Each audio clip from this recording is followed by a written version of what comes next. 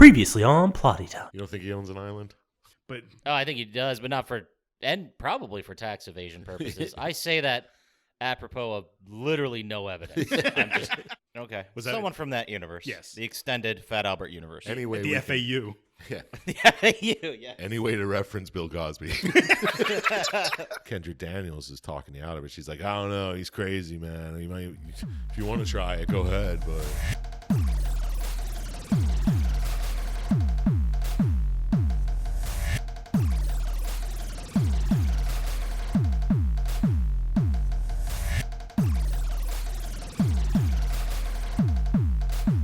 Hey everyone, and welcome to Plotty Time, the podcast where we three gamers discuss video game stories in detail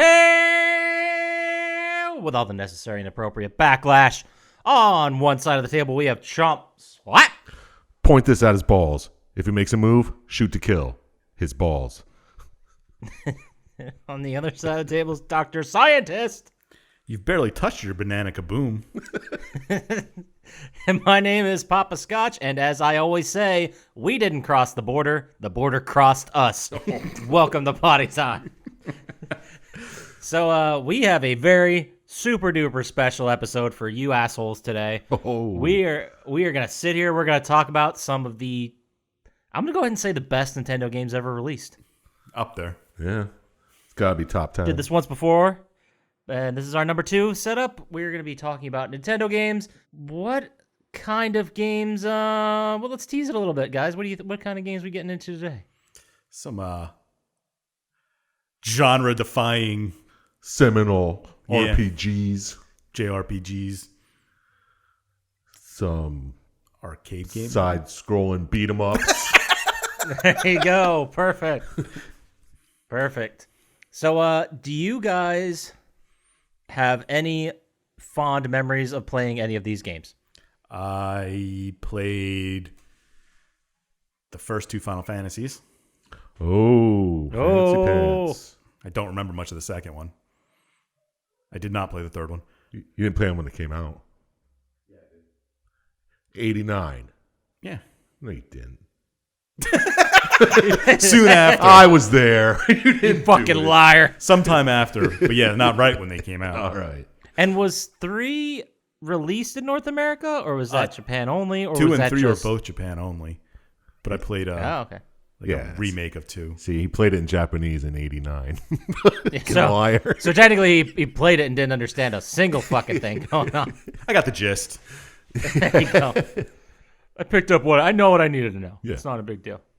Big deal. I definitely played the shit out of Teenage Mutant Ninja Turtles. Yeah, I got to the same part and kept dying over and over and over again. I never beat it. I didn't. Yeah. First time I saw a beat was watching a speed run a couple months ago. I know I never beat it, but I do know one time I was using Game Genie and I got to the last boss, but I never beat it. Jeez. That was the only time I got anywhere close. Like I If you were played using a the Game Genie to get there, how did you die at the boss? don't recall. I just remember getting very close to the end and not beating it. Maybe I died at some point in the Technodrome. That's very possible too.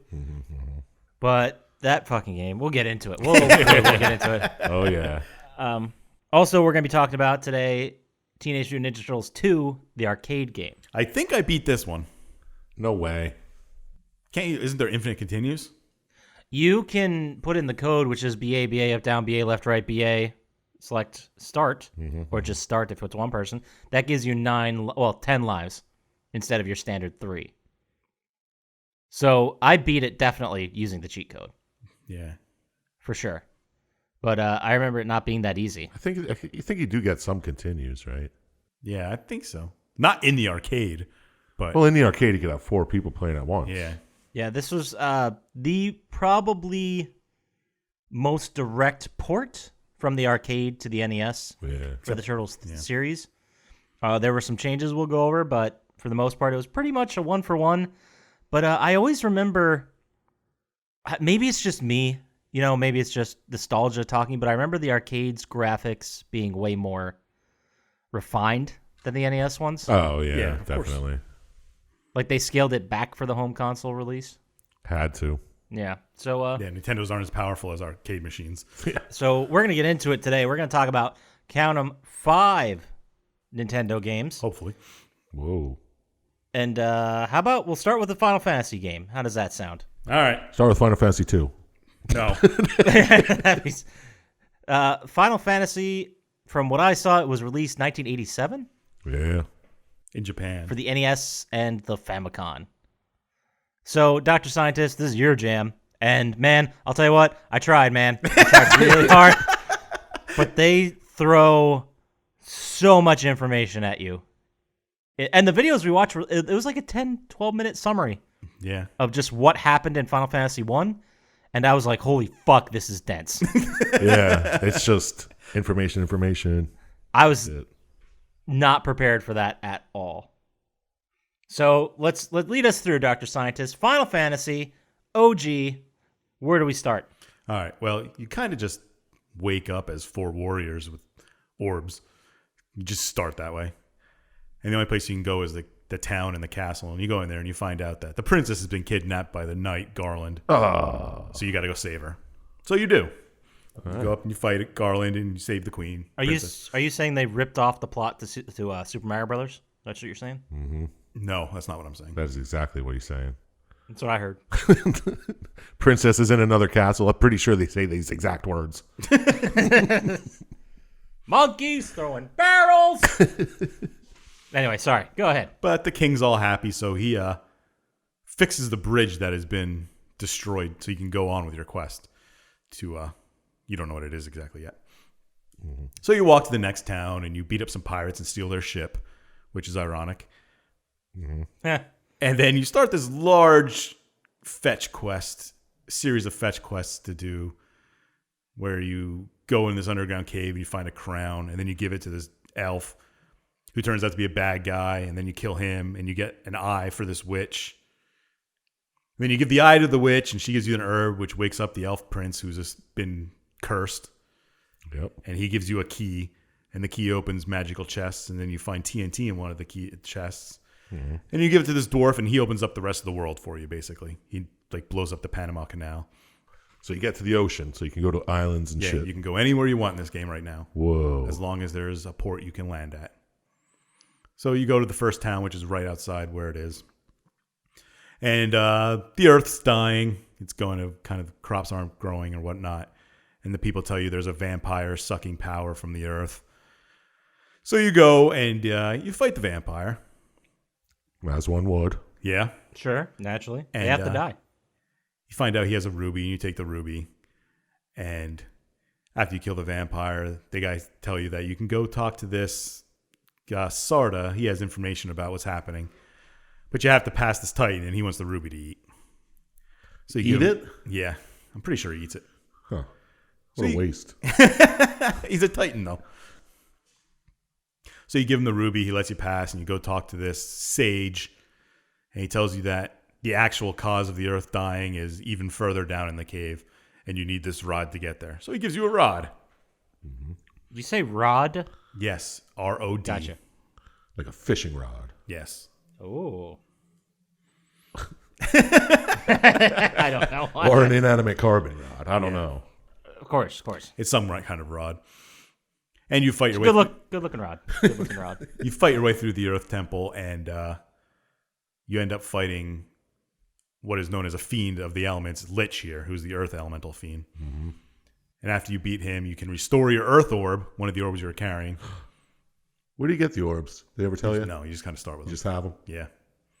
You're heroes of light, so I guess that's part of what it is. They've been passed down for generations. So the next place you can go, well, you can go almost anywhere, but that you should go is this lake. You can go in, you get a canoe from somebody, and you can go across lakes and stuff.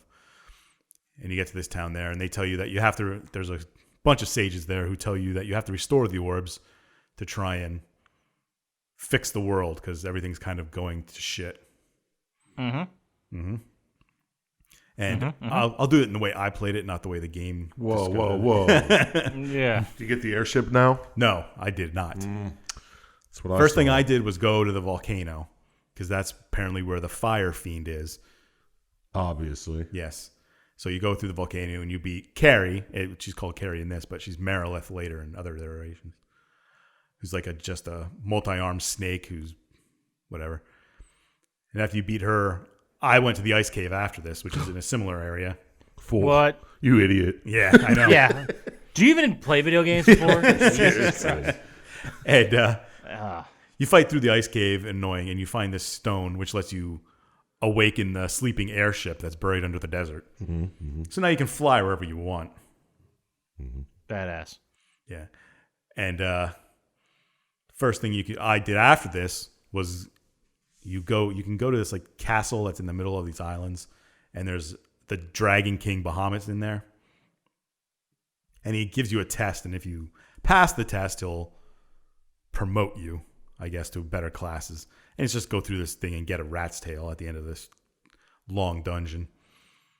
And you go through that, and it upgrades your class. Like warriors become knights, and Oh, yes. the mages, you get better weapons and Better skills. better skills. Yeah. Now there's a long sort of out of the way thing to do because you're trying to get to the water fiend and the air fiend yet to try and restore those. And to get to the water fiend, you have to go find this merchant and buy a bottle, and then you open the bottle and there's a fairy in there who gives you Water breathing. lets you breathe underwater. Kind of like in Futurama, but it's not a suppository. And Good news. And the people in this one town are telling you that the mermaids are being blah, blah, blah, and you go down to this. Gotta save the mermaids. Yeah, you gotta save the mermaids. So you go in the underground castle and you save the mermaids, and you fight your way to Kraken, who is the water fiend. And you have to beat Kraken, and then you restore the water orb. So that's 3 orbs down. Yep, 3 orbs down. 1 to go. Boom. Now to get into Tiamat's place, where the air one is, you first have to find this robot who's behind a waterfall, and he gives you a cube, which lets you open up this tower. And you have to find this, I guess it's like a Rosetta Stone, and you take it to another sage, and he teaches you how to speak this language that's been dead for years. And then you go find this town that's in the middle of the mountains, where you can actually, after you learn the language, you can speak to the people.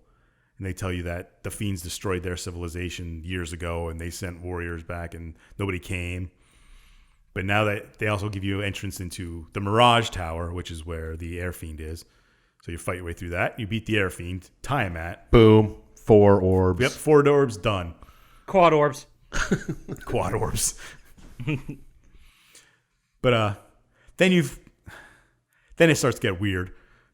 You take the 4 orbs, and the sages tell you that the problem is now in the past. Yeah. Don't be stupid. This is where they're like, all time is on a 2,000-year loop. Yeah. I don't know exactly how this works because it's kind of confusing. He said you have to go back before the loop started. Yeah. So that's what you do. But the 4 fiends send someone back in time, and then the person in time sends the fiends ahead in time so they can send him back in time. And I guess it's just to make him immortal because he lives at 2,000 years of pop. I don't know exactly how it works. But you got to stop it. So they tell you how to go back in time to 2,000 years, and you go to this castle, and you have to fight your way through. And that's why you fight the enemies again. yeah, you have to. It's their past versions. Makes sense now. Gotcha. So you go through and you have to fight all the fiends of the elements again. And you get to the bottom, and there's the Knight Garland, and he's the one that's been trying to get all this power and sending the fiends ahead and destroying the world.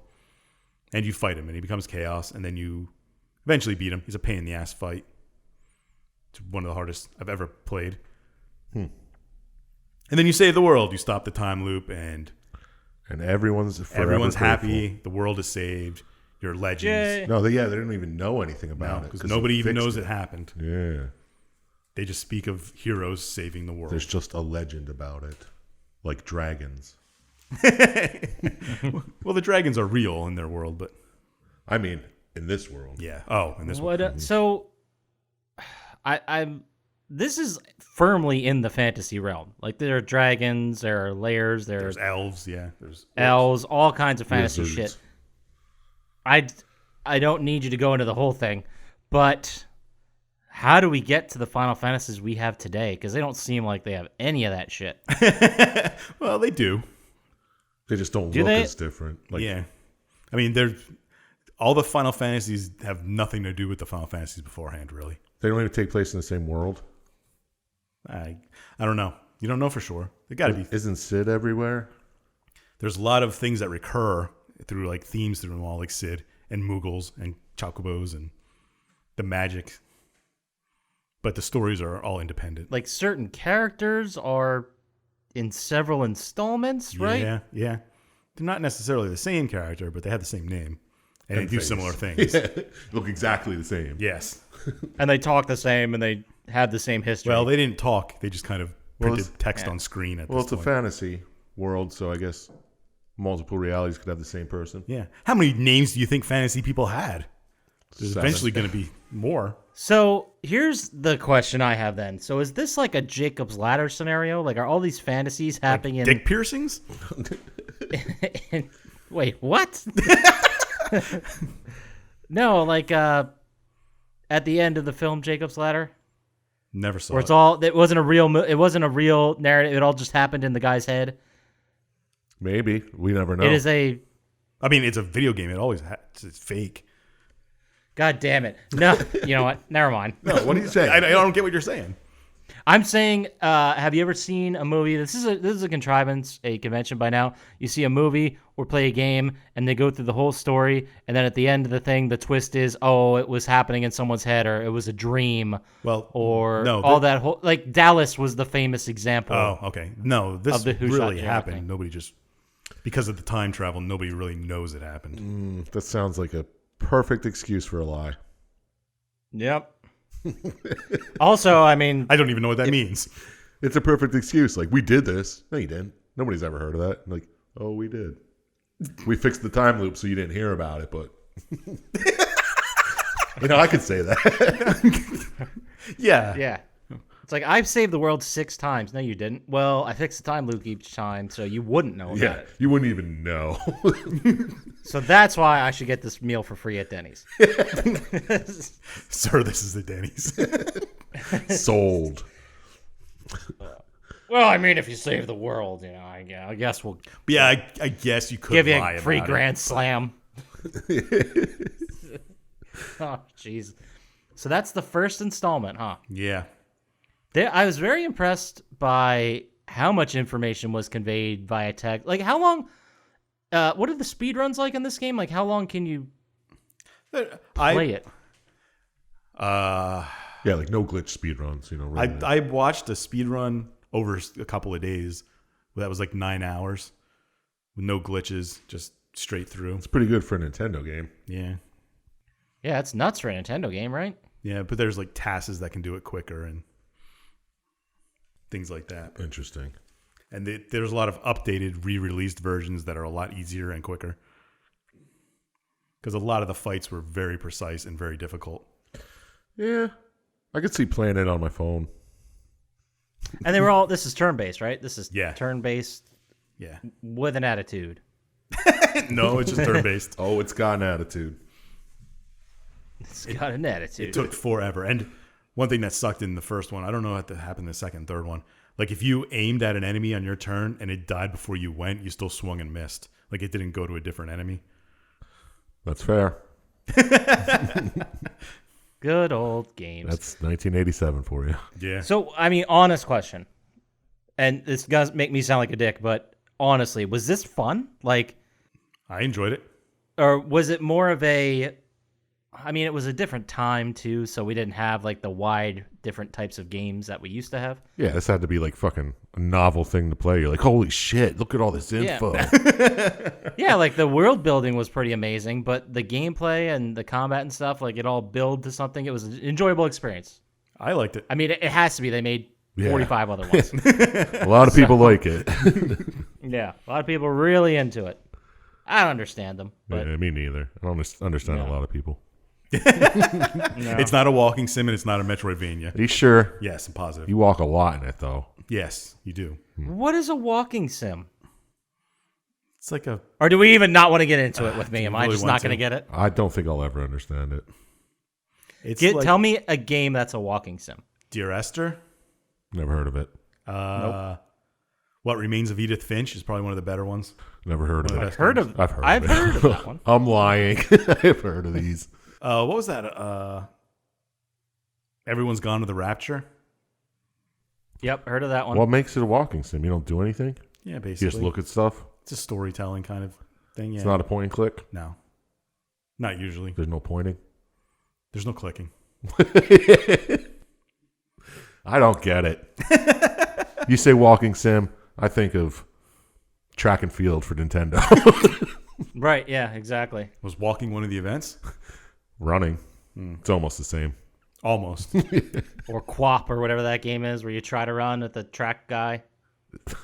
What? I don't know. No? Quap? QWOP? Never heard of This it. has nothing to do with what you're saying, but did you see those memes where it's like change one word in a band title to completely make it bad? Yeah. My favorite one I saw was they changed Queen to Queef. That sounds like a great band. I'd listen. And then Ken Jennings changed Butthole Surfers to Butthole Suffers. Ay, ay. Good times. Yeah. Completely off topic. No worries. So do you want to go right into Final Fantasy 2 or should I just start do a Turtles game? Mix it up. Yeah, let's throw a Turtles game in there. Yeah, let's go Final Yeah, take Fantasy it right. 1. Yeah, you take 5 there. Yeah, let me Syintist. review Final Fantasy 2 as I go through this. All right. Awesome. So we're going to be talking, and by we I mean me, and we're going to discuss the first Teenage Mutant Ninja Turtles game for the NES.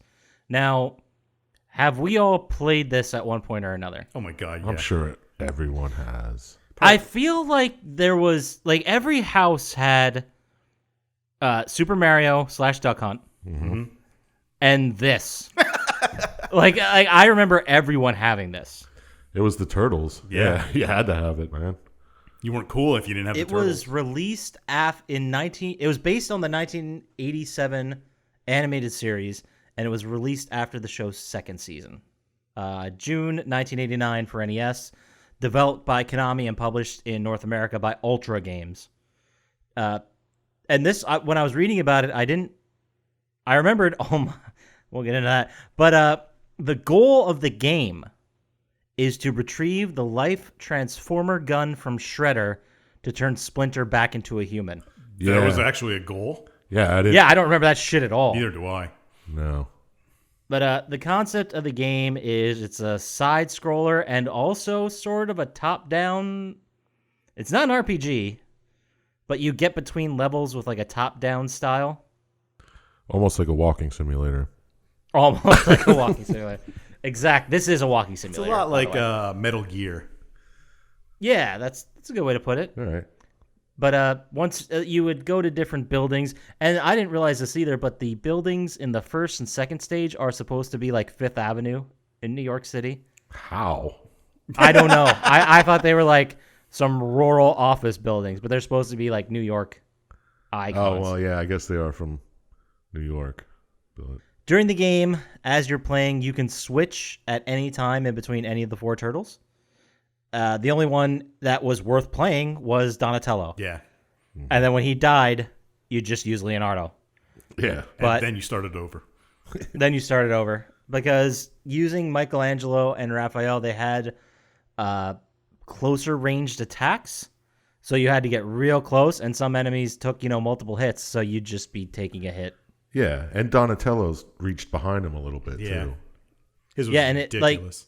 It was a little overpowered, but you could you could attack upwards, downwards, and straight Oh, ahead. yeah. And when you attacked upwards or downwards, it would still hit straight ahead in a smaller hitbox, but you'd still be able to hit things. Like, it was every speedrun, everything I've ever seen, they've only did with Donatello. Yeah, you'd be a fool not to. When you were playing as a turtle and they died, they were not considered dead. They were considered captured by the foot. So you could release them once per stage starting in stage 3. So if you got past the motherfucking dam, then you could start releasing them. Now, and then you'd have the character back and you could go to them and use them. So The game starts in the sewers with the whole idea being you need to rescue April O'Neil. So you do the side-scrolling thing. You rescue them from Bebop and Rocksteady, who are like boss fights at the end of these side-scrolling levels. You'd run around and go to the town, and as you're the turtle in the worlds between sewers and buildings and stuff, you had to dodge, for some reason, an army of, what are they called? The Foot Clan? Well, they were the Foot Clan for sure, but the trucks that would just run you over the steamroller. Yeah. Okay. Oh, And then that's if remembered. if they hit you and squished you, you're fucking dead. That's it. That turtle was dead. Yeah, I Or remember captured. that. Whatever. That was the worst part. Yeah, now that you bring it up. That was terrible because at some point after the dam, you're back in that world, but you're able to drive around in the turtle van. So it makes it a little bit more fair. Although it doesn't make sense is why you're driving around the turtle van and that takes hits from enemies and it takes down the health of the turtle. You know, driving it like the van doesn't have its own health bar. It's whatever turtle's driving it. Yeah. There's a lot of problems with this game. Yeah. Let's not dwell on that. Starting with the fucking dam. Oh, underwater level. This wasn't that bad once you got used to it. Like the Yes, it was. 8,000th attempt. Once, you had to basically 8 bombs underwater. You have to swim to them, go up, hit B or A, whichever button to disarm it. There were 8 of them, and you had to do it within like 2 minutes and 20 seconds using underwater controls, which weren't great. And then driving around or swimming around, getting zapped by electric seaweed. And don't forget the lasers that shot across the screen. Yeah. Laser and like underground, underwater. I thought they were. I always thought it was like electricity force fields or some shit. Yeah. Were those supposed to be lasers? I guess they were electric. I don't know what they were. I don't know how you get. Yeah, it was some type of A electricity. lot of things that could kill you under here. I remember the first time I did it because there's no it's not linear. Like there's just a map of the underground level, and then you have to pick and plot which way you're gonna go. Mm-hmm. And you always had to save the same one for the end because you'd have to go and thread the needle through electric seaweed and then over around into a U to another. It was a fucking nightmare. First time I did it, I remember having half of one health bar left with my last turtle. Yeah, Exactly. And being so happy, and then in my stupid little mind, I was like, well, that's a game, right? And it's like, nope, back on the street, ran over by a fucking stick. The first time you beat the dam and you die right at the the next area, you feel like you never want to play the game again. No, that's probably why I never really You're got right. past the third level. Well, there was No. in the third level, there was one jump in the sewers that I could not make for the life of me. Yeah. No matter how much I tried. There's that really high jump, and he always fell back down at the beginning of the level, and he had to go around again. No, it was in the sewers, but if you missed it, you died. Uh, And there was a roof on it, and if you hit the roof, you just fell straight down. And it was just nice. Yep, and then after the dam, if you made it this far, your next job is to rescue Splinter from the Mecha Turtle, Yes. which is one of the bosses. weren't they called mousers? Giant Mouser, yes. Okay. There's the thing I really don't understand. Well, first of all, the game is fucking hard. There's some Yeah, jumps that are very unforgiving. There's a lot of enemies. There's so many enemies in this game. Varied, different enemies that attack you in different ways that have nothing to do with the lore of the Teenage Mutant Ninja Turtles. Yeah, I mean, how many different colors of Foot Clan are there? Well, there's a version of the Foot Clan. I don't even know how to explain this, but he's just on fire. He's a fire person that shoots And they shoot fire legs at you. Yeah, a little fire that's just kicking the air. Yeah, and then what the fuck was that? Then there was those. I don't even know how to explain. The best way I can explain is a normal, regular, human-sized golem. Yeah. It was like a human form that would turn to a statue and rise from the ground, and you'd attack them. Okay, I remember. There were flies that would, if you were jumping, they would dive bomb you and then just knock you back and then onto the death. Yeah. Spikes or God knows what. This game is fucking hard. And I remember definitely plenty of times where you're playing and there's frame rate issues and stuff Holy blinking shit! because Yeah. so much information on that screen at the time. Yeah, they threw as many sprites as they could on the screen, and it was just It's too many. Yeah. They're like flies, and you could get special weapons like shurikens, throwing stars, like a 3-prong throwing star. But the one you always wanted was the scroll, which for some reason threw like a half a parentheses at somebody and fucking dominated everything on the screen. When I was watching the speed run, they killed Shredder with like 3 of those. Yeah, that was disgusting. I was like, no way. Yeah, they made that game look so fucking easy. Yeah, they did. But even the underwater part, he almost lost 2 turtles. yeah, he went through all his health just to go through quickly. It was It's disgusting. And then after you defeat the giant mouser, the objective is to find the Technodrome, classic Turtles, bad guy underground lair, which cannot be the best way to travel as a bad guy, right? No, Like, not in a huge Technodrome. Oh, that was in the first one too? Yeah. Oh. Yep. Yeah, it's in like a random spot. You have to find out where it is. Like when he's going through the thing. Is this before or after you get the blimp? This was after you get the blimp. Okay. You had the blimp outside, and then you went underground to find the Technodrome. All right, okay. And there's a bunch of like sewer things you can go in. And it's in a random Right. spot and you have to find it. All right, yeah, okay. And see, that was the thing. Like, I don't want to say it was an open world game, but it was the closest thing at the time to a side scroller open world. Obviously, you had like Final Fantasy and that, but you would have the option to go in a bunch of different sewers, and there's some that would just end, and there was nothing for you to gain. Yeah, you just lost a lot of health. Yeah, out of Yeah, all the... and yeah. if you're lucky, maybe you got a special weapon or a slice of pizza to get your health back, but that was fucking it. So many dead ends and like all those buildings you can go into, but you only need to go into one. Yeah. Ridiculous. Yeah, and then end of the game, you defeat Shredder. But the thing that I don't understand, there was no, like, it was based off the second season of the cartoon, but there was no theme song. Like, no Teenage Mutant Ninja Turtles theme song, which was fucking huge at the time. I thought that was kind of weird. Mm-hmm. But also, there was no Krang at all. Didn't they show a picture of Krang? No, you're not.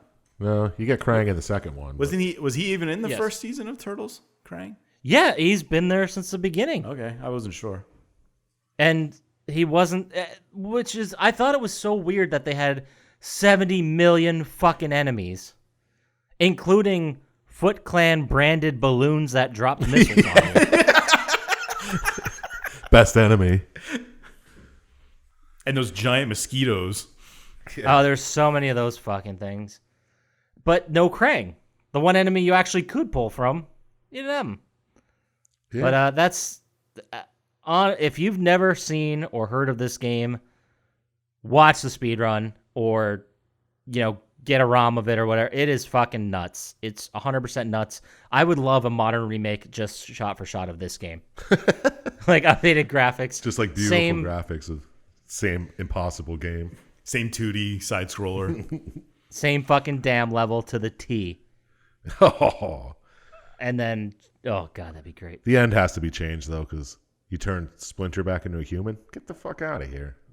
I don't know if you actually do. Do you? Yeah. I don't remember the end of I never fucking saw it. Never got to the end. So. Yeah, me neither. But I googled it after I watched the video, and there was one episode in the animated show where they turned him back human too. What happened? How do you get Interesting. turned back into a rat? I don't know. Somebody out there, go watch the animated series again, then tell us how Splinter became a rat. Volume 2, second run. I don't know. Maybe the ooze just wore off. I don't know. Maybe. So the Teenage Mutant Ninja Turtles lose all their powers and just turn into adults when they're like in their 40s. Who knows? Wait, the turtles were turtles, weren't they? Yeah. So would they turn into the baby turtles again? Adult turtles. Yeah. Teenage turtles. So the turtles were just turtles. They got hit with the ooze and became anthropomorphic. Yes. Yeah. But oh no, Splinter did start as a rat. No, in the movie he did. In real life, he was right. actually a. in real life. Yeah. In real life, he was In a real karate life, master. aka Yeah, that makes sense. real life, aka the animated series. You know what his name was? Hamato Yoshi. That's right. I don't know how I forgot that, but that's it. That's Teenage Mutant Ninja Turtles, the NES Brilliant. experience. Fuck. Game is so frustrating. And like you loved everyone at that age loved the Turtles. We loved them so much. We wanted to play the game. You had to we play the wanted game. to so bad. And we'd get past the dam and be like, fuck. Yes. Oh god. So let's go ahead and let's talk about Final Fantasy 2. How about that? Yeah, let's bring it on. All right. Oh my god, it's longer than Final Fantasy 1. Oh, yeah. By a lot. Well, we're going to cut a lot out of it. All Just right. need the important plot points. This Let's is get the highlights. also 1989. Oh, same as Turtles. Mm-hmm. And it's a story of a world, and there's a empire named Palmecia who's trying to kind of take it over. Alexander the Great style. Nice. And they attack a town called Finn. And there's 4 children-ish type people. I guess they're kids. Mm-hmm. That was okay. Childrenish. Childrenish. Well, I think they're adult, like teens. probably children. But after the town gets attacked, the 4 of them kind of get almost killed by the Palamecian army. And they wake up in another town called Altair, sort of like the first Assassin's Creed. Mm-hmm. And they learn that the king of their town was injured, and now this woman named Hilda is in charge. And she's kind of leading a resistance against the Palamecian Empire. And she won't let them join because they're too young and inexperienced. Mm-hmm. So you kind of... Womp. Yeah. And it's just the 3 of you now because you've lost your Leon. It's just Firion, Guy, and Maria, who are the people who survived. Guy, yeah. Yeah. I'm sure it's a bad translation. So they kind of just have to try and find something to do, and there's rumors of an airship or something. So they go to another town, and they learn of a prince that's in this town. So they go and try and find him, and they get to him as he's dying, the town of Finn, where they're from. And he tells them that, before he dies, that the Borgin, who's kind of like a general in their army, betrayed the people to the Palmecian Empire. And they got to try and do something. And they figure all this out, and they go back to the town. And Hilda lets them join the rebels then. It's like, oh, okay, now you can join. Ooh, here's some mithril armor. Well, you got to first. Your first job is to get mithril. Oh, Yeah. So you go to this town where they have it, and you find out that the Empire has enslaved the town to farm, like mine mithril, not farm it. And their leader, Joseph, agrees to help you get it if you can save the villagers. So you save the villagers, release the slaves, and get the mithril, and go back to Hilda. And you also figure out that they're making a superpowered airship, the Palamecian Empire. So Hilda gives you your second mission, which is to infiltrate the town that they're building this airship, the Dreadnought they call it, and sabotage it. And when you get there, you kind of learn that the Dark Knight has left, so you think your job's going to be easy. But you find out that was just a lie, and the Dark Knight's there to make sure, and you fail, and the airship takes off. So they Womp womp. Yeah. So now you find Sid, who tells you that airships run on, I guess, this fuel called Sunfire. And if it has too much, it'll blow up the airship. So you need to find some. And you're like, all right. The Sunfire's in this town, and you need a thing called the Goddess Bell to open the door to get into it. So you go to the town to search for it.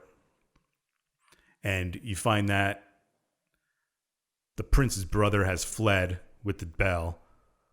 And blah, blah, blah. You eventually go to The mall.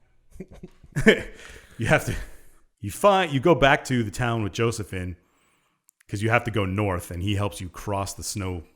He's got like a sled or something that gets you through there. And then I've written Village of Beavers. I don't remember what the Village of Beavers did. I think they told you how to get to... yeah, they told you something. Yeah, how to get How to... to find Borgin. or Yeah. something. Yeah, well, how to get to where the Sunfire is, I think, is what they tell you. Yeah. The secret entrance. Yeah, there you go. So then you eventually go through and you fight Borgin, who has betrayed you. Oh, no. And he's like chasing you. And Joseph's like sack moves himself to Classic save you sack guys. move. Yeah, sack move. And you eventually meet Gordon, who has the bell, and you get the Sunfire. And you get whatever. You save like people there. And the Dreadnought kind of chases away your route or your ride out. So you have to find another way back, which is where they first introduced chocobos. Oh, everybody loves chocobos. Yeah. Definitely heard that name. Is that like a Choco Taco? Yes. Similar, It's except an it ice has cream feathers and 2 legs. treat. Oh. Oh, it's an animal. Yes. It's like a big chicken, basically. So it's probably delicious, is what you're saying. Most likely. Yeah. I mean, if you make Smart it the right money. way. Kind of. Gotta make the right spices will really Yeah. set it off. God. So, and well, you can ride chocobos. They're like horses, but chickens. It's weird. Like an emu. Or an ostrich. Yes. Yeah, there you go. So you go back to the main resistance stronghold, Altair, and you find out that Hilda has been kidnapped and taken on the Dreadnought. Well, convenient, you got the extra Sunfire. So you go to the Dreadnought. You infiltrate it with the pass you stole from Borgin. And you save Hilda and blow up the Dreadnought.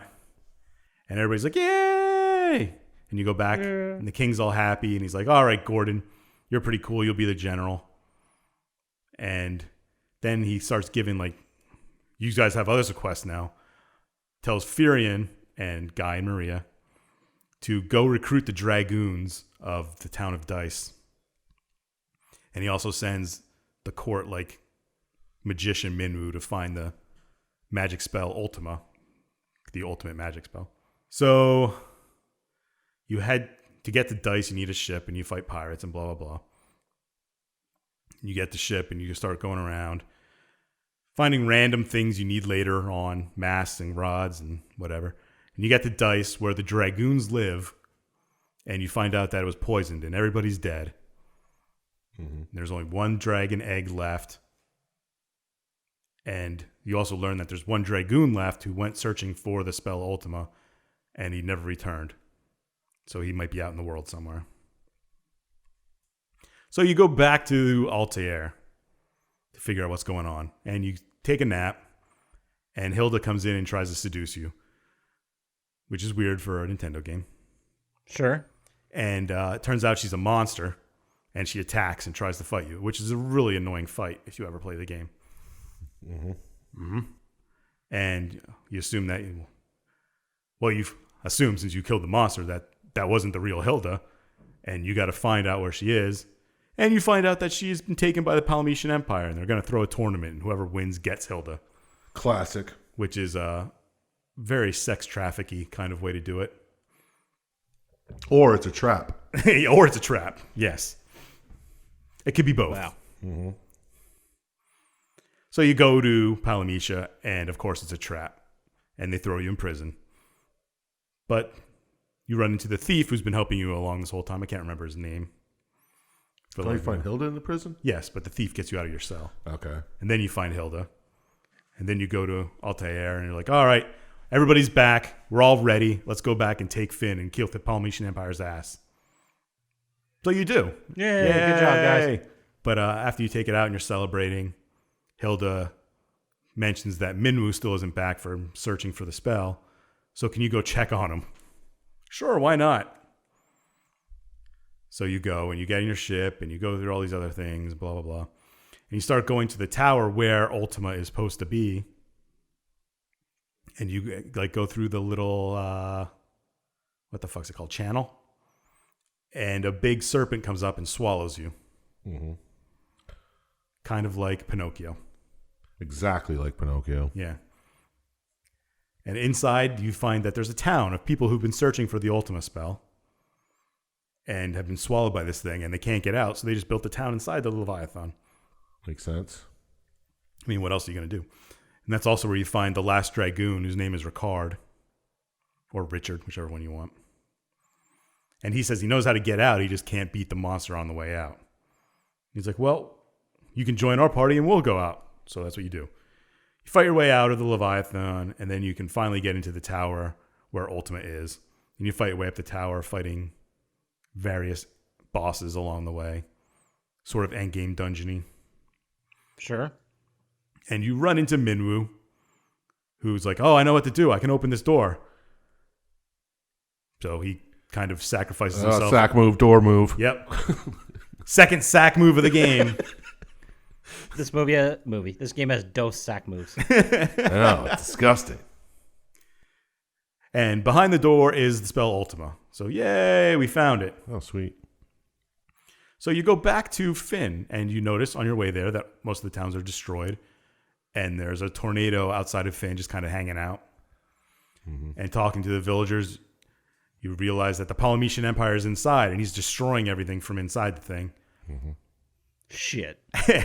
And the only way you can get in the tornado is if you had a dragon. And conveniently, you have everything you need Of course, you have a dragon. get to the dragon and the dragoon. So you go inside the tornado, and you fight the Emperor, and you use Ultima. And it's like, yeah, we killed the Emperor. We've done everything. And then... I feel a butt. Yes. After that, the Dark Knight takes over, and he's in charge. What happens? Is there another sack move? Tell me there's a third. Oh, there might be. There might be. A holy trilogy of sack moves. So you go to the mountain where the Dark Knight is, and you find out that the Dark Knight is actually Leon, who was your missing companion from the beginning of the game. Was he the Dark Knight the whole time? Yes. Whoa. The Dark Knight has been inside us the whole time. Nice. Those are the best stories. So you go, and Maria is his sister who's been with you, and she's like starts trying to talk Leon out of it, and then all of a sudden the Emperor reappears, and he's back from hell as a demon. What? Classic. And he blows up the town, and they're like, oh no. And he kind of opens up a hellish world called Pandemonium. Mm-hmm. So your final quest is to go through the Jade Passage into Pandemonium, where you go through the actual endgame boss fights. And there's several bosses you fight along the way. Typical Final Fantasy dungeon-ish. And you get to the bottom, and you fight the Emperor. And when you kill him, you save the world from demonkind. And everybody's happy. Even the ghost chair. Yep, all the ghosts, the sack moves. There's only Dose, which is the highest number of sack moves we've had. There's in a the game. third. Doesn't Richard sack himself? Oh, that's right, he does. Uh-huh. When you fight, There we go. Yep, Nice. 3 sacks. the trifecta of sack moves. The Sack Holy factor. Trinity. The sack factor. All right. That's yeah.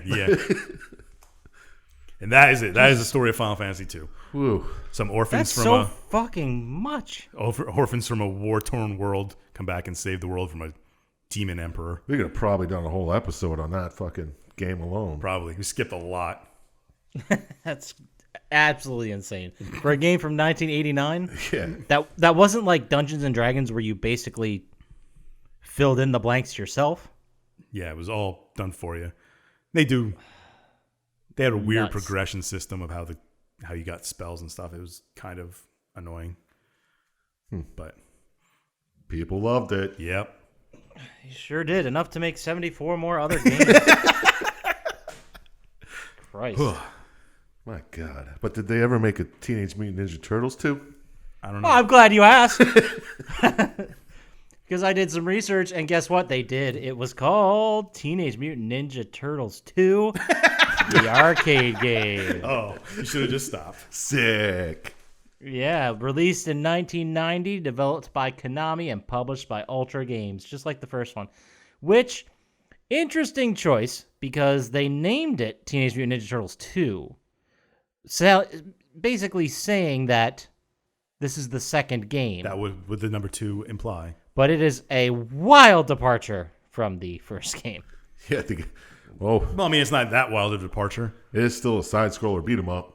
With the same 4 protagonists and the same antagonist.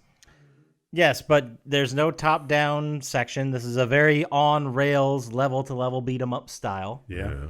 It is double a dragonish. Yes.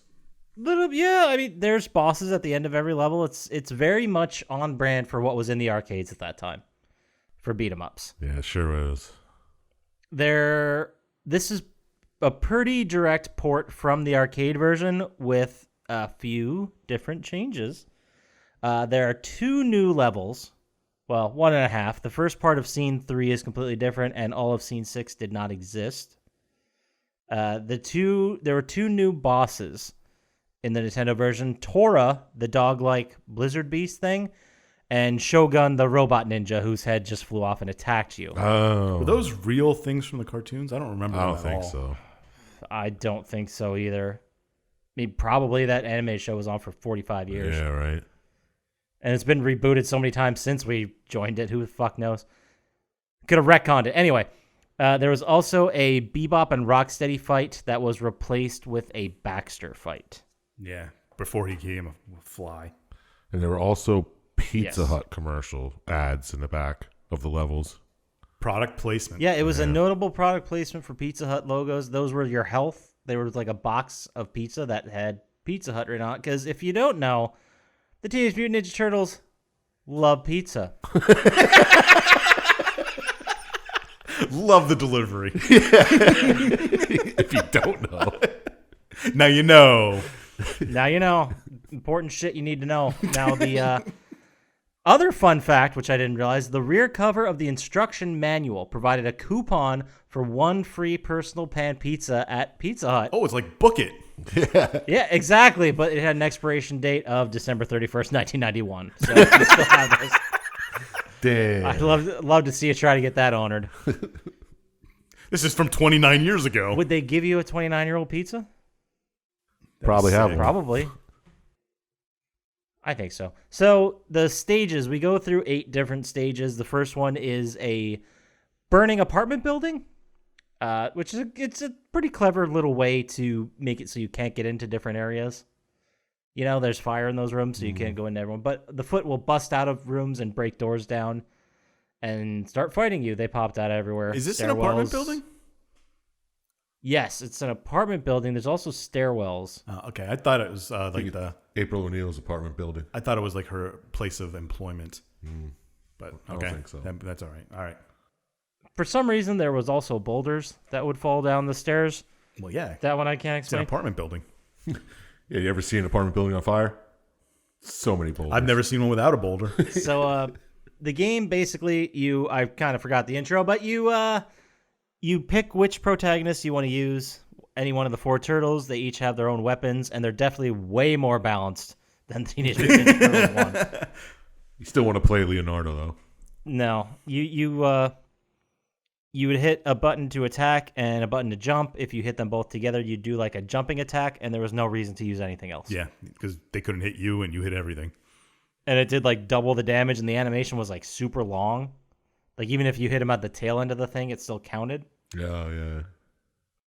And also you use that combined with jumping and attacking. They do like a sweet karate jump kick at the people, and it's not super powerful, but it's effective for hitting. You know, you'll stick and move. You know. But after the first level here, you go to what looks like the streets or like an outer sewer, like outside the sewer section. Streets. You fight a bunch of, but it's like by water. It's like the aqueducts in Los Angeles filled with, I don't know. It doesn't matter.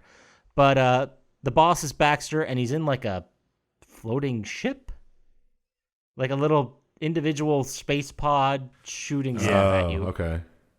Yeah. Which is, he flew all around the screen. You pretty much maybe got lucky and hit him with your double attack, but most of the time probably just jumped and hit him. And he shoots these little robot things at you, which I believe are from the TV show. Yeah, I've definitely seen those robots before. Yeah. So then at the end of this, there's like, I won't even call them cutscenes, but they're like, I don't know, how would you even, like boards, I guess, of a little bit of narrative. There's this one had Baxter and Splinter in it, and he said, "Tonight we dine on turtle soup." It's pretty great. And Baxter as a fly. He just like instantly turns from a human to a fly then. Right. We're already in Baxter Fly mode. Or was he? I think he was regular Baxter in the pod. He was, and then like in the next story scene, he's a fly. Fly guy. Happened off screen, I guess. He turned into a fly. Yeah. Yeah, there you go. And then there's a side story here about a weather control machine in New York, which they just don't tell you about at all. It's just a way for them to make snow on the ground. Right. And then there's like these really cool animation where there'd be like little puffs of snow, and that meant it was a sewer. So if you fell down there, you'd have to climb back up and you lose a piece of health. Oh, okay, yeah. And then there was also robot snowmen. Yeah, they were kind of cool. Yeah. But you beat the boss at the end, the Toro, that fucking weird guy. It's funny because you say his name because I have written down Spuds McKenzie because I couldn't think of what his name was. Nice. Yeah, he looked a lot like Spuds McKenzie. It was like a dog, like an anthropomorphic dog that was dressed like a 50s greaser. I thought he was a rat. That was definitely a dog. But either way, you beat him, you destroy this pod thing, which apparently was the weather machine, and now New York City is spring. So Oh, that's why there's that cutscene with yeah. spring has come. Yeah, it's like Very it's deep. spring now or something Yeah. weird. I don't know. But you continue on. The next level, board, whatever you want to call it, is a parking lot or a parking garage. And at the end, you now have to fight Baxter again, but he's a fly. So you fight him as Fly Baxter. And this is where you actually finally save April Oh, at the end thank of this. God.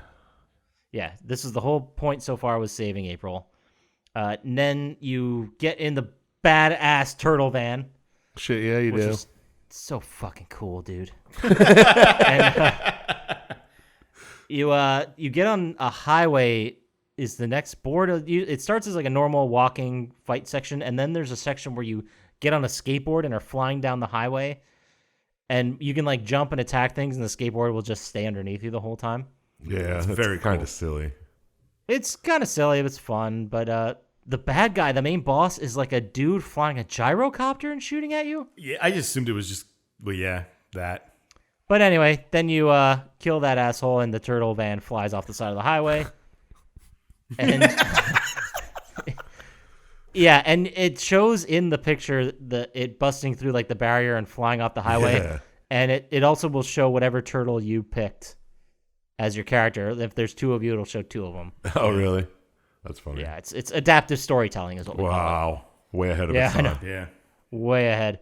So you continue on to where what I think is a warehouse or an alley behind a warehouse. They're like loading docks for trucks. Factory-ish, yeah. Factory. It doesn't. Yeah, because they stole matter. Splinter from your crash site, right? Yeah. Ooh, The Mousers took him away. Yeah. That's right. I forgot about Masters. Little mouse robots putting Splinter on their back and walking away. So for a brief second there, you had the whole crew. But now you have to go save Splinter. So you fight through this dock area, and at the end, you fight a fucking robot with a bird beak. Yep. Yeah. It's a good example. It was RoboCop Bird. Yeah. Robo-bird cop Yeah. blows these. Bird Cop Robo. Yeah, at the end you get Splinter back anyway.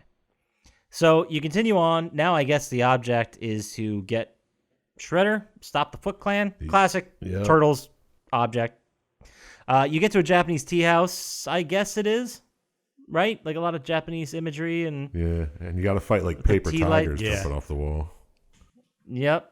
And then this is the boss fight where there's a headless ninja robot. Yes. Yep. That's Samurai. That's canon. Canon. That is And canon. you also the gorilla ninjas are canon as well. I completely forgot about them. Mm-hmm.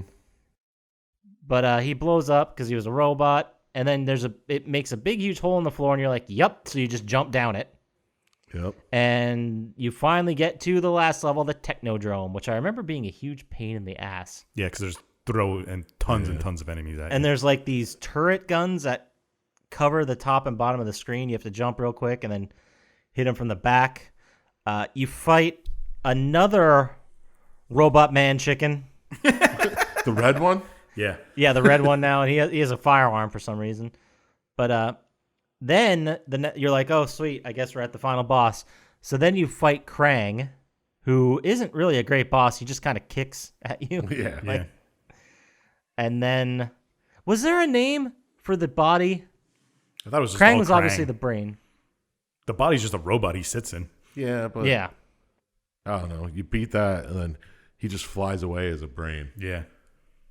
Like, No explanation. where did the None brain get needed. the jet to fly away? It's part of his suit. It's canon. That's all that matters. So then after that, you fight Shredder, which is a kind of a tough boss fight because he can dupe himself. Yeah, it's kind of annoying. Yeah, does he one hit kill you too? I think he can. Because if he hits you Yeah. with that electricity or something, you turn into like a regular turtle, and then he just stomps on you. I think it's just an animation where you turn to a regular turtle and then you lose a couple things of health and regenerate. I'm pretty sure the guy lost all his life in one hit when that happened. Well, maybe. But maybe I was wrong. I don't know. Eventually, as you're fighting Shredder, you knock his helmet off and you can tell which is the real one, so you can focus on fighting him. Then after that, you did it. The Technodrome blows up immediately after you beat Shredder. I don't know how you got out of there. It was like the end of Return of the Jedi when they blow up the shield generator. Sure. And, well, they blow it up. They go in there. They blow it up. They're, like, right outside the door, and there's a fucking massive woodland explosion. Like, there's no way. No way they got anywhere away from that. The Force. And then the next scene, they're celebrating. But anyway, then the end credits happen, and then it's like, did you kill the Shredder? Is Krang dead? Or did they escape to Dimension X? Who knows? So, Find out next week on... yeah. Does Teenage Mutant Ninja Turtles 3 take place in Dimension X? There is a Turtles in Time. Oh. I don't know where it falls canon-wise. Yeah, I don't know where it falls in the canon, but there are definitely two other Turtles NES side-scrolling beat-em-ups like this. One is Turtles in Time. I forget what the other one is. I could look it up. Turtles. We'll Out do of them Time. eventually. Did you guys play this? I mean, you had to. This was Yes, huge. yes. I Oh, played it. shit, yeah. I definitely beat this one. I remember, I have a fond memory going to the hospital festival. Do you guys remember the Army tent of arcade games? No. No. Really? There was at the Palmerton OG Hospital Festival back in the late 80s, early 90s. There was an army tent. I don't know how to explain it. It was large. Like the It bingo looked tent? as if it wasn't that big. It was, you know how they have those 12 by 12 ones you can get for like cookouts and Yeah, stuff? yeah. Imagine like 4 of those. Who ran maybe it? 6 of them. I have no idea. Probably the arcade that was in town at Oh, the yeah, time. probably. But I remember playing the shit out of this and just dropping quarters in this game specifically. I don't remember any of the other games, but I remember this being there. Street Fighter. Maybe, probably. I think one year maybe they had The Simpsons, and that's how I found out about that game. The beat 'em up Simpsons Yeah. version. But I saw the Shredder fight, and I was like, one hit kills. That would piss me off in an arcade. Yeah. Well, that's Like what it was supposed to do. Yeah, exactly. Yeah. So that's it. That's Teenage Mutant Ninja Turtles 2, the arcade game.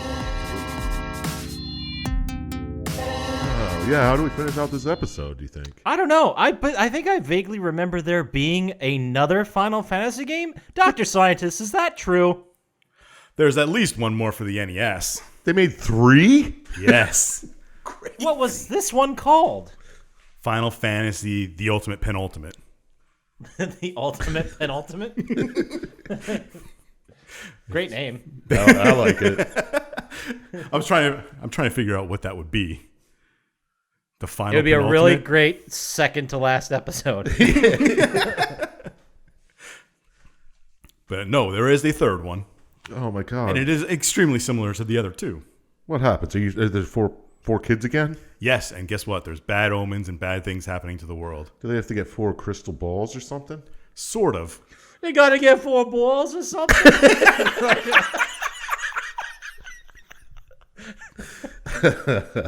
The voice. I know. For some reason, I was thinking of the state.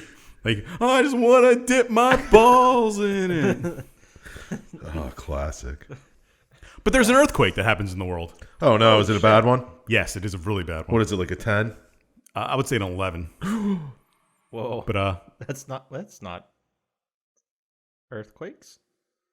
the Richter scale. Yeah, there's Richter scales. Yeah, but it only goes up to 10, doesn't it? Yes, that was the That's joke. why it was that bad.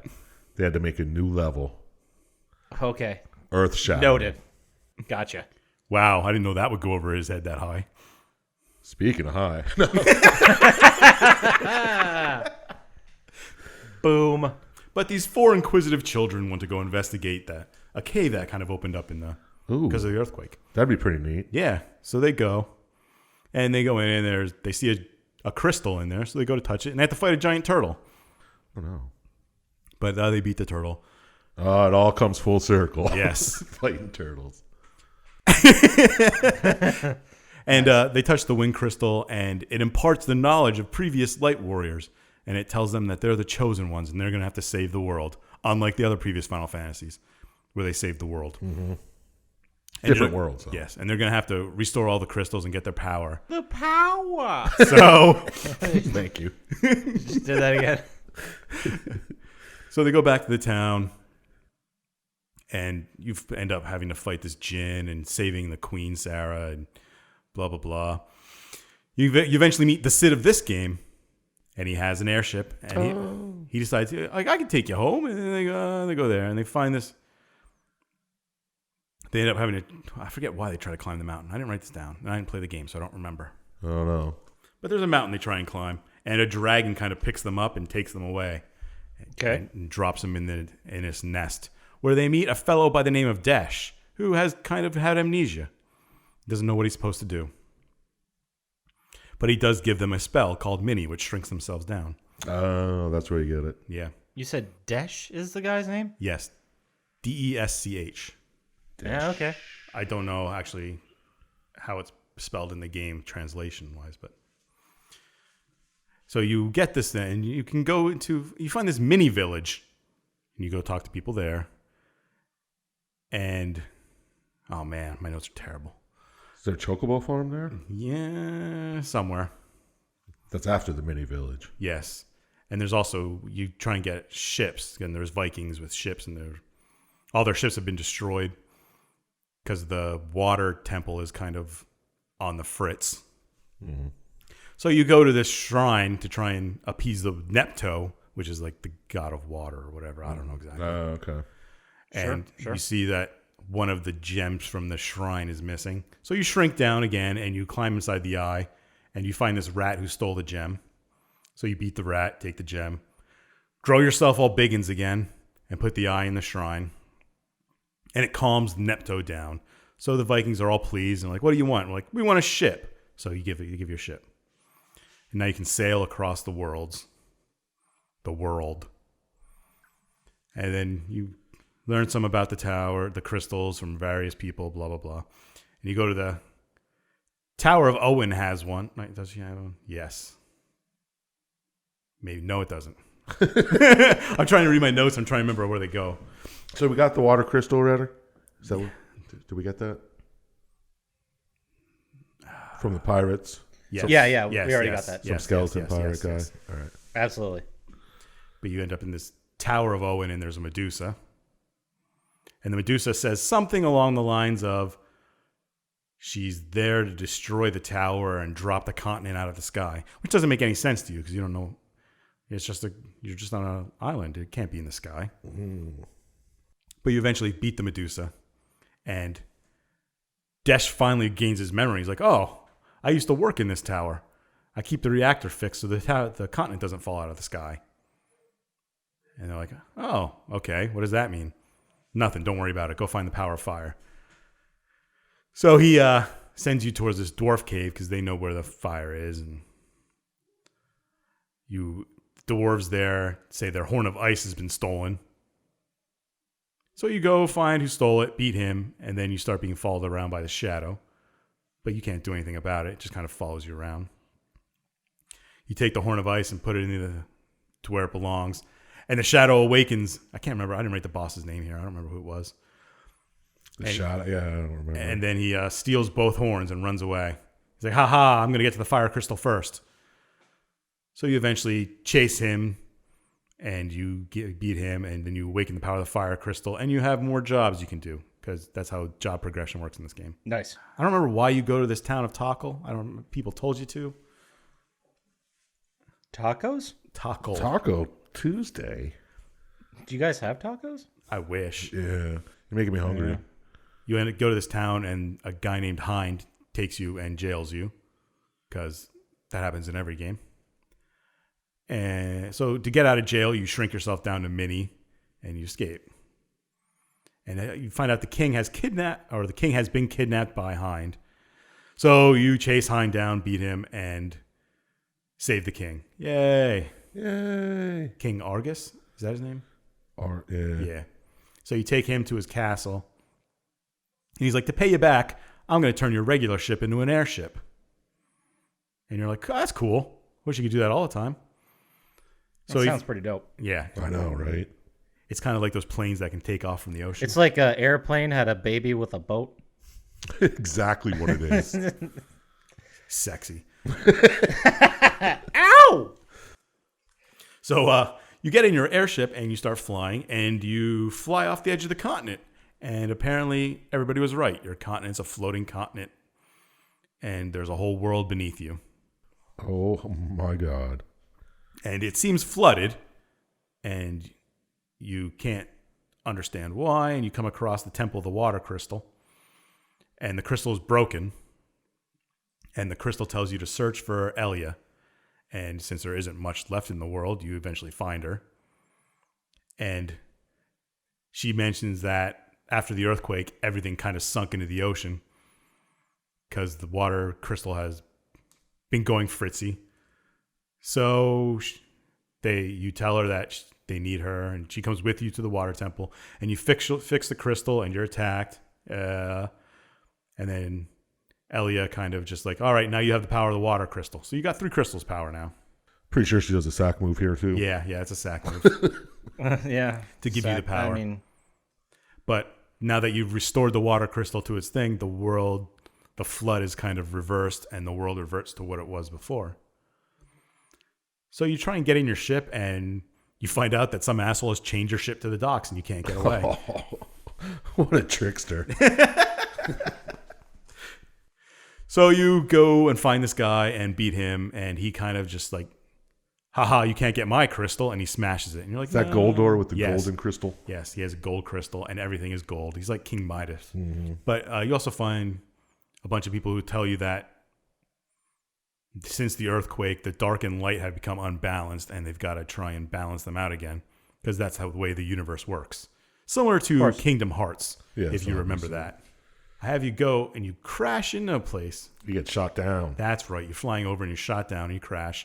And you find out the king is crazy. He's broken his army up into 2 parts and having them fight each other, which is kind of cool, actually. To have that power? Yeah. Yeah. Like, fight amongst yourselves. The winner gets this donut. I only want the best warriors. But you decide to go save the prince and try and help the king. So you save the prince, and he's all happy. And when you get back to the king, he's like, yeah, all right, why don't you stay the night? And while you're sleeping, the king breaks into where you are and tries to kill you. sure. And you find out that he's being controlled by Giganis. Is that his name? I don't know. I don't remember either. But eventually you beat him and you save the king from his mind control, and Prince and everybody's happy. And he tells you that there's a temple at the bottom of the sea, and he can turn your airship/ship into a submarine now. Oh, it's a really fast airship that you get. Yeah, and he does that. And And just a note here, this airship comes fully equipped with a fat chocobo. oh yes, and all kinds of shops. Obviously. I don't know if you guys knew that.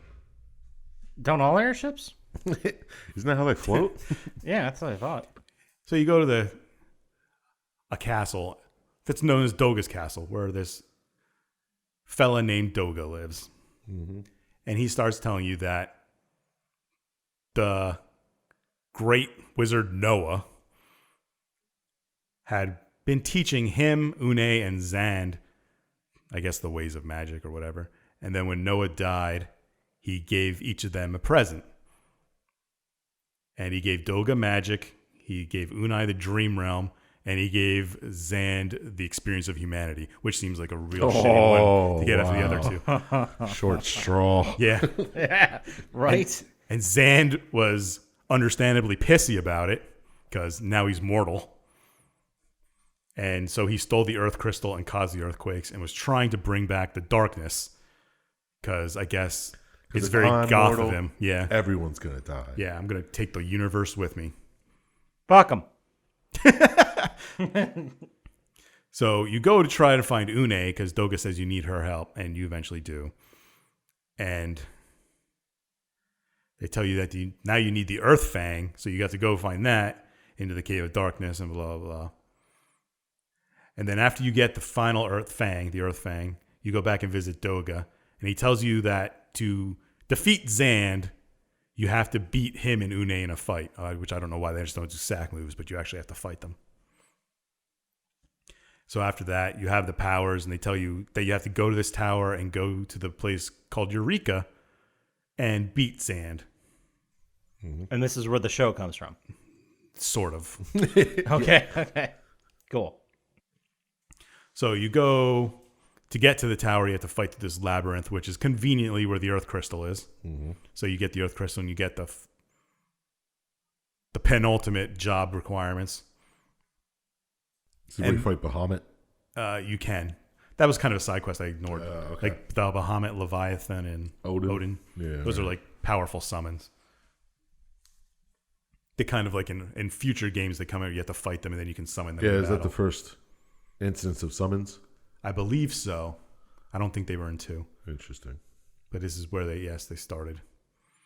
So after you fight through the labyrinth, you get to the Silk's Tower, which is how you get to Eureka. And it goes through a lot of bosses and a long dungeon.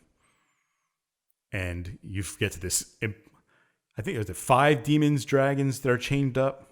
5 of them, yeah. Yeah. Demons and dragons. What a terrible mix. Right. But to save you, your friends kind of like, the friends you made along the way are the ones that save you from these guys. Perfect.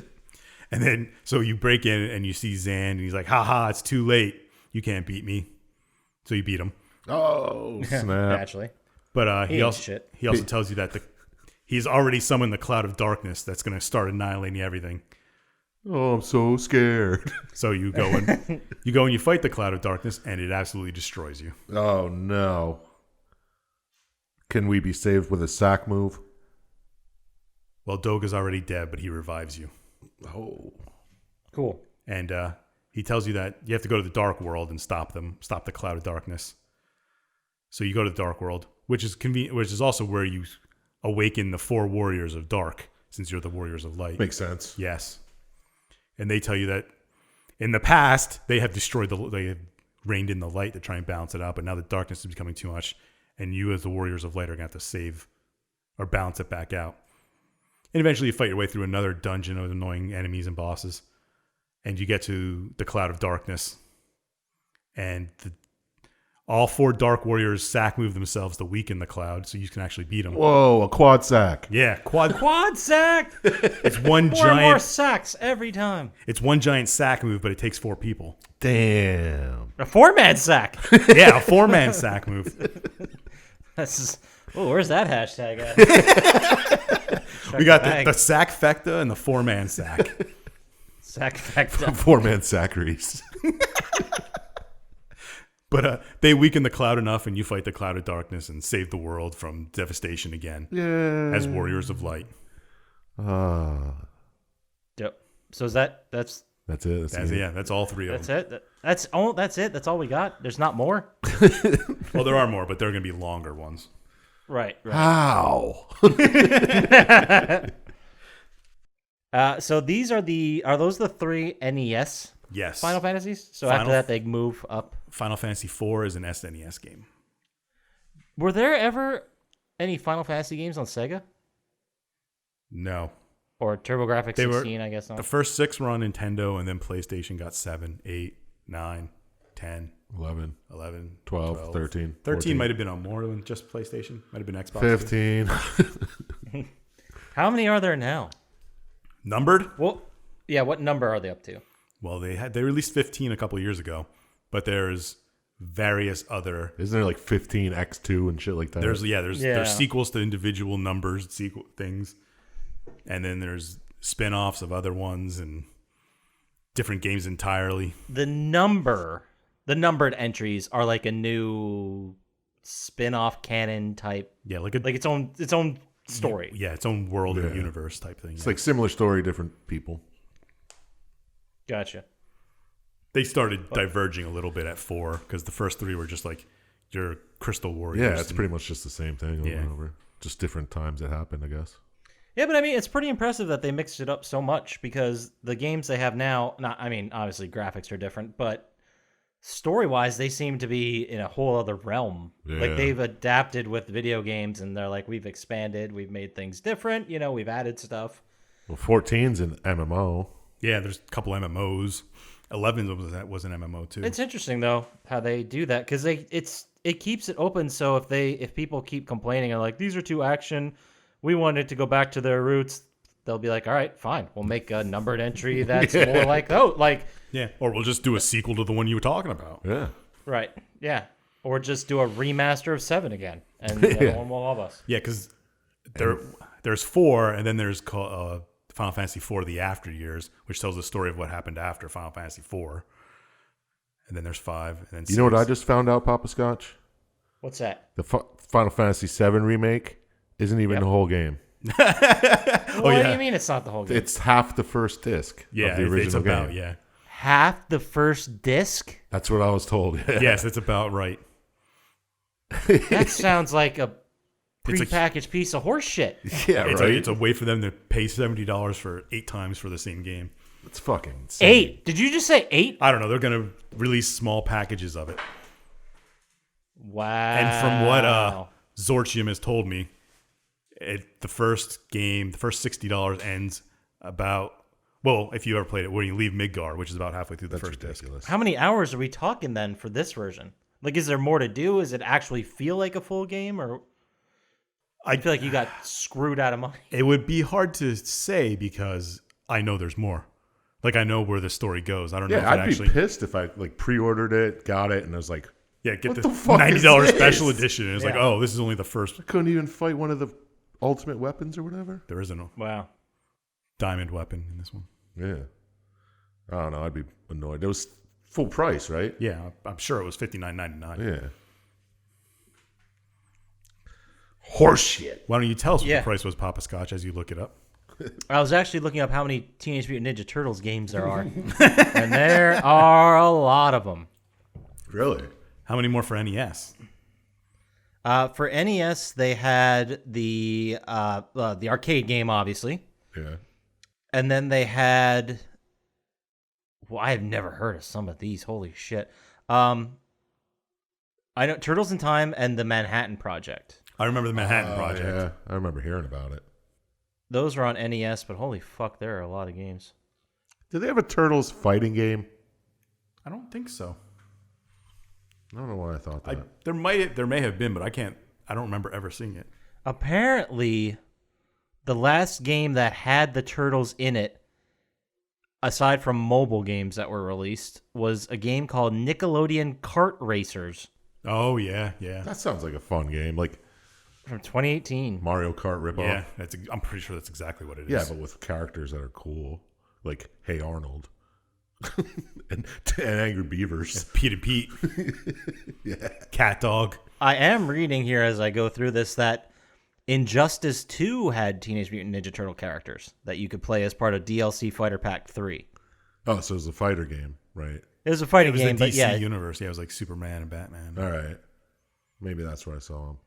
But man, Jesus, there are a lot of games. And we'll have so many to get to in future episodes. Oh, you thought this one was good? Wait. Yeah, wait till our mobile-only episode. Pokemon Go. Can't wait to talk about Tiny Wings. Angry Birds. Fuck, I could sit here and talk for 7 to 12 hours about Doodle Jump alone. That fucking game. Doodle All right. Jump. I mean, is there anything we want to say about these fine Nintendo games? No, they were good at their time. Yeah, they were a thing. I played the shit out of Final Fantasy. I kind of want to play Final Fantasy now. I remember when I played the original Nintendo game, I got to the final boss, and he killed my 3 guys except my white mage, who is probably the shittiest fighter. And I was like, fucking, I'm going to die. Because you can't save in that thing. So you have to go down everything and fight all the bosses all again if you die. Nice. Oh, boy. And I just like, fuck it. So I just fought with my white mage. And she attacked and hit him. And it won. And she was the only one standing when he died. Like he only had one Nice. hit left. Yeah, like 1 hit point left. Nice. And I think I did like 13 damage and it killed him. Awesome. Fuck yeah. All right, well, let's say someone was a really huge fan of maybe the other Turtles games like Teenage Mutant Ninja Turtles Rooftop Run or Teenage Mutant Ninja Turtles Mutant Rumble, or I don't know, maybe even Teenage Mutant Ninja Turtles Smash Up, or TMNT The Shredder Reborn, or I don't know, possibly Teenage Mutant Ninja Turtles The Ninja Tribunal, or just TMNT, Are or those all TMNT mobile Ninja games? Adventures, or TMNT The Power of Four, or TMNT Way of the Warrior, or TMNT Mutants and Monsters and Mayhem, or TMNT Battle for the City, and they wanted to let us know about it in over 1,000 words, where would they send that email to, Sir Chump Slap? You can send that to plottytime@gmail.com. I won't listen to it, but I'll respond to it. All right, perfect. And let's say they wanted to get into the socials immediately, telling us why Final Fantasy II was actually the ultimate penultimate of the series. And that 7 was actually really good as a remake. Where would they get to us on the socials there, Dr. Scientist? At Plotty Time on Twitter and Instagram. Perfect. So then also, I guess if you wanted to watch our logo as you listen to the podcast, head on over to YouTube on our YouTube channel for Plotty Time. You can also see Poppascotch Mukbang. Not yet. Coming soon. Getting ahead of yourself. It'll be right after Chump Slap's ASMR video. Yeah. You know you want it. All right, well, we'll talk to you guys later. Peace. Smell you later.